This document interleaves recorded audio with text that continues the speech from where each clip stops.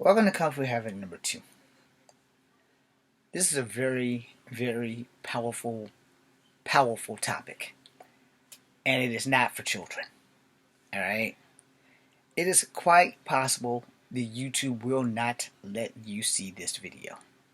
It is quite possible that the people in the government who know I am a veteran of the United States Army National Guard might come down on me for this, and my channel may be closed after this video, possibly forever.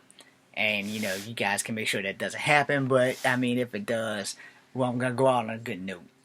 I'm going to do my best not to cuss in this video, because if you've been watching my videos for the last 10 years or better, you know that I cuss worse than any sailor on the planet.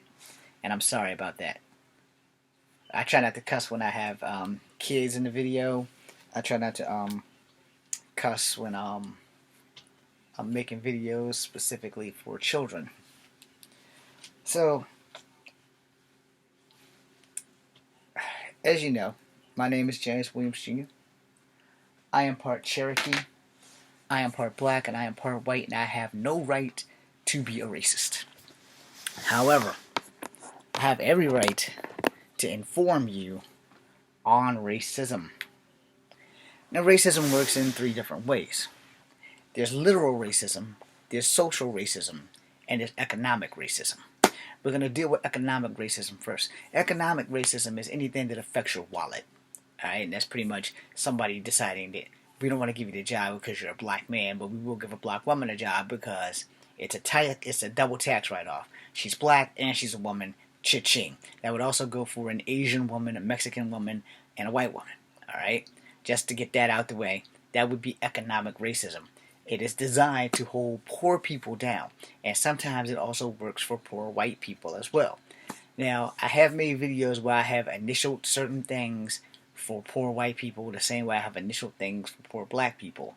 I do my best to never use the N-word or the H-word unless I'm making a point, which I still haven't understood how some of those videos actually got up on YouTube where I actually did use the actual word instead of derivatives. So I'm not going to use the words. I will use initials or derivatives or whatever.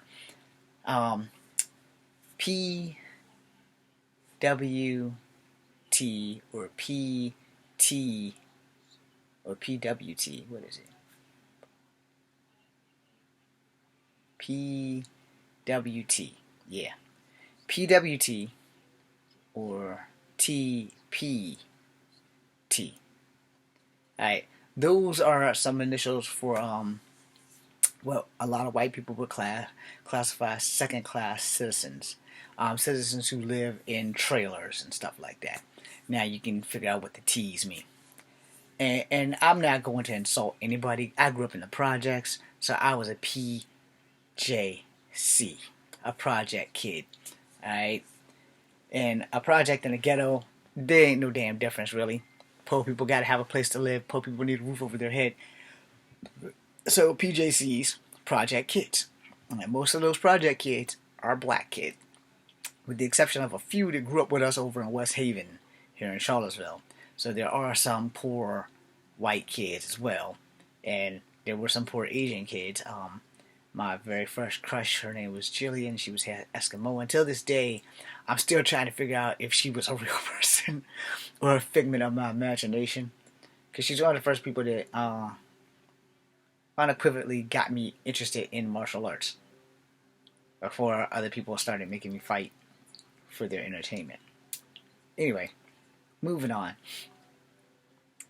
When America finally sits down and decides to address racism, they're going to have to do social racism and racism. So social racism is kind of your place in the world amongst your own people and other people. Alright? And the reason I say that, let's say, alright, you have really poor blacks, a little bit better off blacks, working class, middle class blacks, which means they busted their ass to get where they are. Cuss word number 1. And then wealthy blacks, the commodity that you rarely see. Alright? It's not impossible, it's just a commodity that you rarely see. People up in the ranks like Bill Cosby, Oprah Winfrey, Tyler Perry. Alright, now Tyler, Oprah, and Bill, they worked their butts off to get where they are. I'm busting my rump just to get discovered, and it ain't been an easy ride. 19 years of failure, but I'm still busting my rump. I haven't given up yet. Henceforth, I'm hoping YouTube was supposed to springboard me, but somebody stole my movie and ruined my entire life. Another person, she also ruined my life by breaking my heart and destroying what was left of my soul. But we're not going to go there, because that has nothing to do with racism. That's just facts of what has happened, and for your social racism, not the girl part. And it's the same for all cultures, alright? Asians have that culture, whites have that culture, alright? And by Asians, let me clarify the clarification of when I say Asian, it means all Asians. It means Native American Indians, it means Chinese, it means the Indians with the dots, because all those guys are classified as Asian, alright? Which also means Vietnamese, Samoans, Polynesians, all those are classified as Asians. Scientifically, there are 3 basic human beings, 4 if you count people like me, alright? But for the most part, there's Caucasian, Mongoloids, and Negroes. That's how it's written in the damn book, and I don't like using the N-word for nothing of the sort. I happen to be all 3 of those, because Native Americans are biologically Asian. And they came over here like 20,000 years ago and established a oppressive foothold. Now, the first generation of Native Americans are not Native Americans, but the second generation of Native Americans are all Native Americans. After that generation are Native Americans. The other ones were nomads from Asia that got here and made an oppressive foothold from Alaska all the way to Canada and back around to Siberia and Alaska. Because those were the ones who really wandered. They got into Iceland, they got into Greenland, they got into the North Pole, and those were the ones in which all tribes splintered from. Alright? Eskimos splintered out, and other tribes splintered from Eskimo tribes down. So I don't know why Eskimos and Native Americans don't get along when they are of the same genome. Anyway, that being said, they all have their structure when it comes to the Asian structure of the poorest Asians to the richest Asians. And even in the richest Asian societies, there's more poor Asians. You guys probably have no idea what I'm saying, and it's going to take forever for me to break that down. Alright? So, the short version is North and South Vietnam, North and South Korea, Japan, China, and then all the lower countries like Laos, Malaysia, Indonesia, Tahiti, Samoa. Those are how you go from the low, high-low, and stuff like that. And it's really all economic structure of their country and who has the most whatever. And I left off Nepal, but you know, in Mongolia, it's a structured thing. It's the same thing with like certain African countries and African continents, which is how slaves came into existence. If we get rid of some of the populace, we have more for us. So whoever we don't like, we can't just kill them all, but we can sell them all off. And then America happened. So you get where I'm going. But if we all take at least 4 or 5 people from each ethnic background and ethnic societal groups, and we sit down and have a talk about why we hate each other, you're going to find out the truth of the matter is that we all have more in common than we want to admit. I'll tell you the first thing we have in common. Everybody likes brushing their teeth. No one wants bad breath. No one wants to stink. So everybody likes brushing their teeth, and everybody likes taking baths.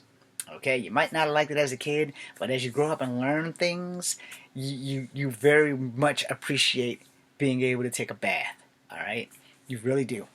And not only, baths don't just clean your body, they also clean your soul. So here we have everybody in the world, and especially in America. America is the most racist country. No matter what anybody else tells you, America is the most racist country. Now, there have been some racial issues in China lately.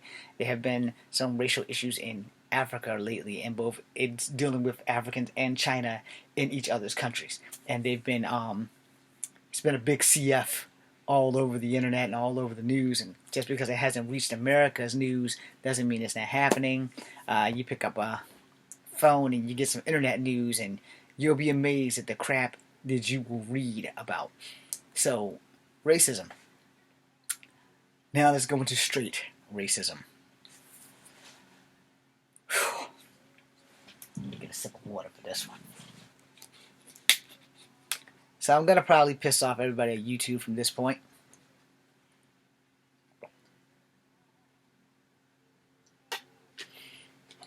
So here we go.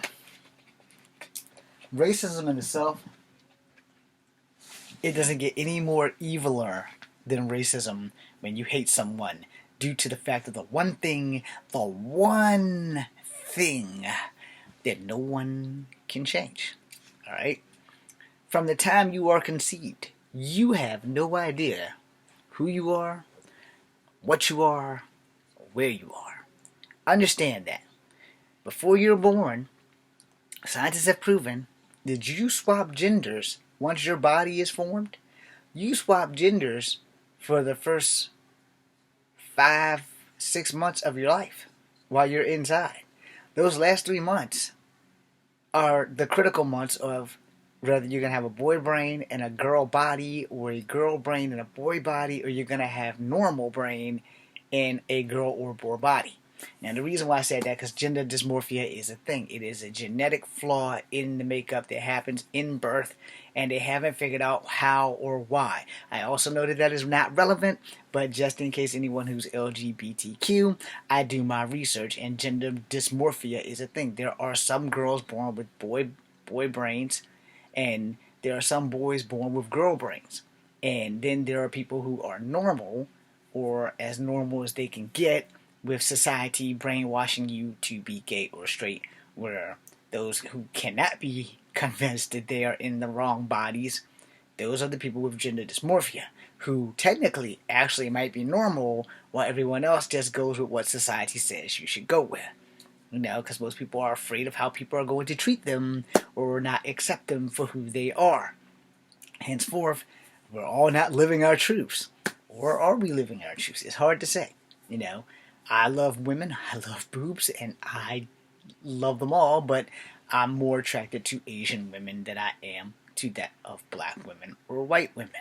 However, I'm multicultural, so I'm definitely attracted to girls who are mixed just as well. So, you see where that's going. Now, as a multicultural person, I don't have the right to be a racist. I have the right to call you out on your racist BS. Because racism is pure DBS. The reason that America doesn't want to confront it is because America is a scared pot of, we didn't see it that way. We don't want to see it that way. You're not right, you're wrong. But no one wants to confront, why is this person wrong? Have you looked at this person and walked a mile in their shoes before you declare them to be wrong? Racism is wrong when it's going to get someone killed, just like what happened here. Racism is wrong in general, but racism is wrong when it gets someone's life taken from them. For years, people of color had to endure crosses burning in their yards. People could do that whenever the hell they wanted. People could bust into a person of color's house even if they owned it and drag them out and beat them because they could. Racism. But black people couldn't do that shit. Asian people couldn't do that shit. Native Americans couldn't do that shit. And by Asian, I include Native Americans in that, but I figured I'd throw that out there. The thing is, we don't want to address racism because it kind of keeps America pumping. Alright? It really does. If you think about it, Dr. King was right, and everybody else is wrong, and no one wants to go with Dr. King's suggestion of letting kids be kids. Don't teach them about racism. But here's how this works. When you go to school and you start learning about Black History Month, you're being taught racism. And the reason I say that, because it's a true fact. When before I got into the 5th grade, I just thought I was black and white. And We were doing Black History Month a couple of times during those years of you're not a real N, you're a half N, and you're a half H. H is a derivative for the car honking noise that they call white people. I was also called I have C, which that didn't come until like way later in life, and a C is like a saltine cracker because they call people who are of Caucasian descent crackers. I don't like using these words, so please forgive me. Those words are far from my vocabulary. But the thing is, those words hurt people.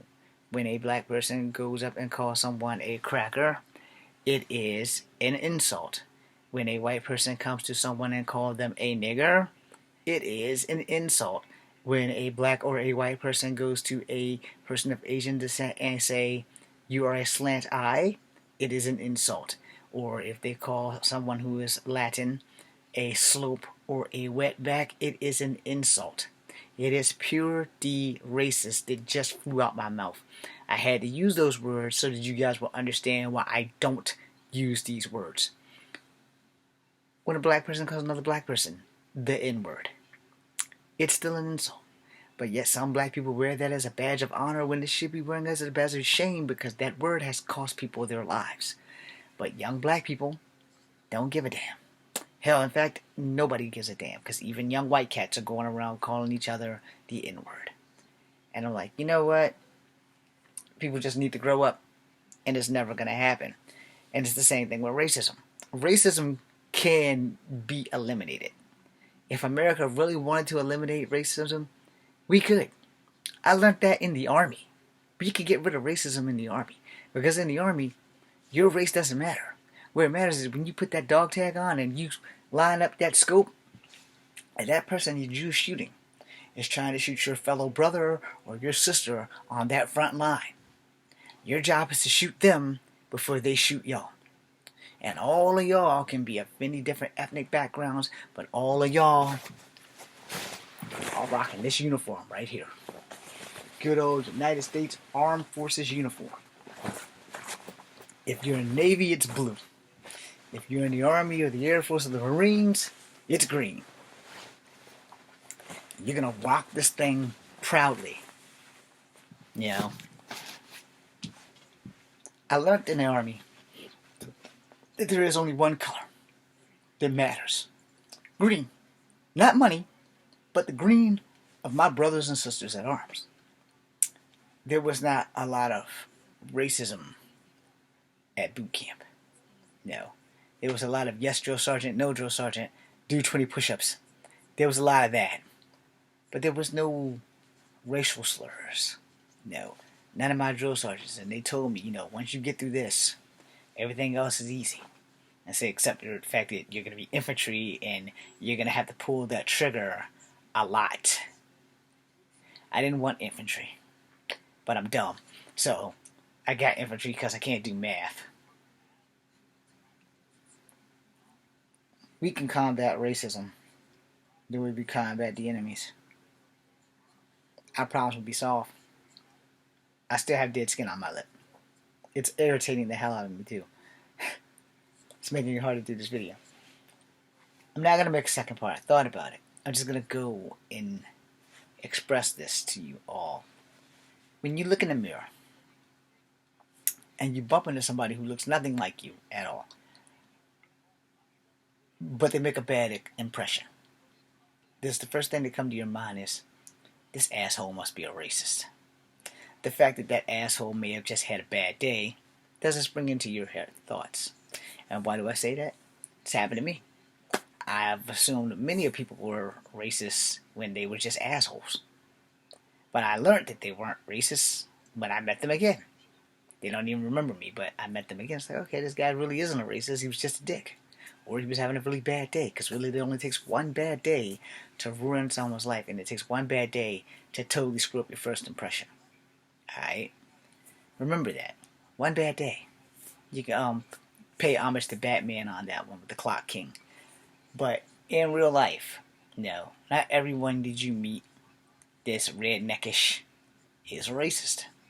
They're just redneckish. You know, I met many of people who were redneckish but not racist, and some of them are my great friends. Y'all know who you are. I salute the ones who also went to serve in the military. Y'all know who you are. And the thing is, when it comes to racism, when it comes to pure D racism, racism is based on hate and stereotypes.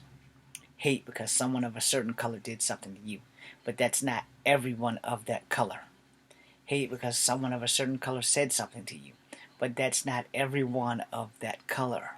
Hate because you don't understand certain people's cultural beliefs, but not everybody of that culture has the same cultural beliefs. No. When I was in the 5th grade, found out I was part Native American. My greatest shame is that all my life my heroes were always cowboys, but that's because I never knew the truth about cowboys and Indians. So I was really blowed back by the time I got into like the 6th grade, I think. It was either the 6th or the 7th grade when Brave Star came out. Now, Brave Star was one of the best cartoons on the planet, but it was a CF at the same time. And it was a CF because it was a conundrum. You have a Native American who's also a cowboy, who rides a talking horse, who's named after a gun, who also has a gun with the same name. 3030 was the horse, and 3030 carried a 3030. So, it's kind of a CF, And in that cartoon, it teaches you about prejudice and racism. And while we're on that, let me rewind back when, before I knew I was part Native American, and we had learned Black history, and all my white friends no longer really wanted to be my friends anymore because I'm mixed. And they didn't want to deal with me anymore. And then didn't hurt like the very next year that I punched the white girl in the mouth for calling me the N-word. So that didn't help. And then the year after that, when I found out I was part Native American, everybody didn't want anything to do with me. So you have to understand that racism is a thought process and a taught process. That's right. When you are a kid and you see another kid, they can have this skin tone or that skin tone. Let me get in the light so y'all can see that. They can have high yellow or browner, copper, and even darker. And a kid will play with another kid. Not seeing skin color, not seeing skin tone, just two kids playing together and having fun. It's we adults that screw up the kids because we don't like black people, or we don't like white people, we don't like Asian people, but we don't know why we don't like them. It's something that was taught to us. Maybe an Asian person did something to your dad. He ninja kicked the crap out of him, and your dad fell out of a window, and his back ain't been right since. But we don't know if your dad was a saint, and your dad decided to go over there and start making cat noises because of the stereotype of Asians eating cats. So maybe your dad started it, and he just never told you both sides of the story. Because you didn't go and find Mr. Wong and say, Mr. Wong, let me apologize on behalf of my father being a dick and making cat noises for you to kick him off the balcony and break his goddamn back, which he probably deserved, but you know your people. Now, on the other hand, maybe Mr. Wong was just a dick and kicked your dad off. But only your dad would know if your dad was around to tell you. And it can be the same said for that happening to a white person as well. A white person might have went to the wrong side of town and got beat up by 2 or 3 black people. And he don't like black people no more. He don't want his daughter near black people. He don't want his kids near black people because black people beat him up. So now he's permanently afraid of all black people because one group of black people screwed it up. Same thing could be for a woman who was raped by black people. It happens. No. These are the things that build racism. Stereotypes and people teaching us because of their bad experiences. Well, I had a bad experience with Chinese food once. Guess what? I still eat that shit. Alright? Let me explain that for those who don't know. If you're not from Charlottesville, and if you're not of a particular age, if you're not a Generation Xer, then you have no idea about the Chan House that was next to Back Alley Dis. They got shut down for having cats in a barrel. First time I ate Chinese food. That's the long and short. The first time I ate Chinese food, way back in the 6th or the 7th grade, I was with my friend David, and his mom left us at the house for the weekend. So that Friday night, she said, "Look, we're gonna go get Chinese food from the Chan house, and you guys are gonna have to eat this meal for the entire weekend because I have somewhere I need to go, and I won't be back before Sunday. James, if you don't have a ride home Sunday, let me know, and I'll be back hopefully early enough to take you." Well, hell, she didn't have to take me because it was only like 2 blocks. So when Sunday came, I think I hung at David's house until about like maybe 7:30 or 8 o'clock because it was still light outside and it was still school time, so it was gonna get dark soon. But I took my bag, asked David if he was gonna be cool. We high fived each other, shook hands, brother hug, and I left David's house. Waved to Hucky on the way past. Went on over to West Haven. Like I said, it was only 2 blocks. He lived on 10.5 Street. You go over one, you're on Page Street, where you got to go down 10.5, and you're on Page anyway. Then you cross over Page Street, and then you walk up the hill. You're at West Haven, and it's not even a hill; it's like a hump. So you just walk over there, and you're there. You know, had my bag, had my GI Joes in my bag, walked the hell on home. Next damn weekend, David stayed at my house. Same thing. We did that like maybe 2 or 3 weekends until his mom and them moved to Ruckersville. Then we had to arrange for weekends to have that happen after David moved. It was a done deal. So I miss David though. But anyway, I also miss Lloyd, and we had good times in the summertime too. Now here's where things could go a little caca with that. My family's multicultural. You can't really tell if David or Lloyd's family was multicultural, but you do know that they were black. So I don't have a lot of black features outside of my fat ass nose, and this has always been like this. It's always been curly.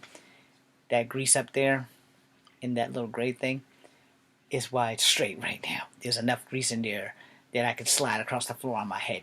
We're not going to do that. Anyway, because that was an exaggeration. But I didn't grease my hair this morning when I didn't wash it. I just went straight to work after I got out of the shower.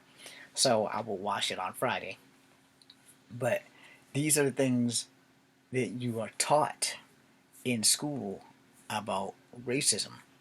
These stereotypes, these incidences that people have with other people is what feeds the beast. America can stop feeding the beast. We fed the beast for a century. It's time to make the beast throw up. Regurgitate all the hate and get rid of it. Because you can teach a child to hate. A child can't help who they love. And we have to understand that that's one of the things. I'm actually going to make a second part. So, I'm sorry, because this is 30 minutes long, and I wasn't finished.